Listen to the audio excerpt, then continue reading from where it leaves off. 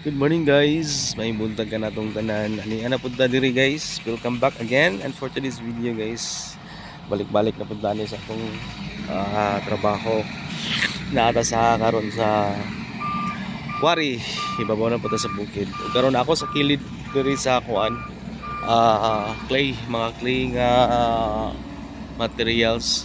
Kani siya mga clay guys. Sloopy kani yung gitumban, kani gitumban ako. Clay ni siya puro mag-uwan dangog kayo na clay na siya. So di na mao mong ipangita ang materialis o materialis lahi.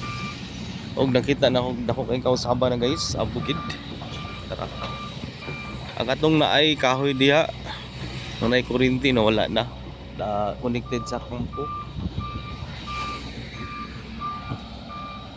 Tani mo mong bakho. Karon ako kay kuanang dire guys. As in lako na. So nada na improvement ang atong kuan mining accomplishment. So makita nimo sa una dulog sagkaon ni siya kani karon na anam-anam na og kuan. Kuha na to, pakat down.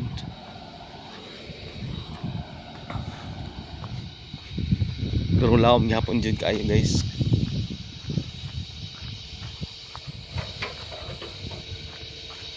Diri am stockpile na to guys.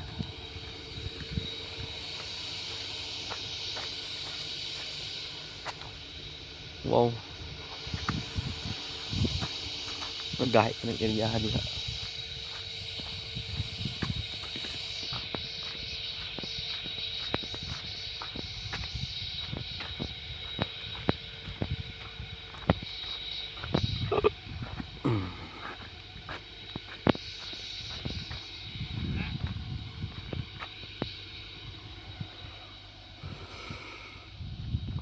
Alright, that's it for today guys. Thank you for watching, and don't forget to like and subscribe.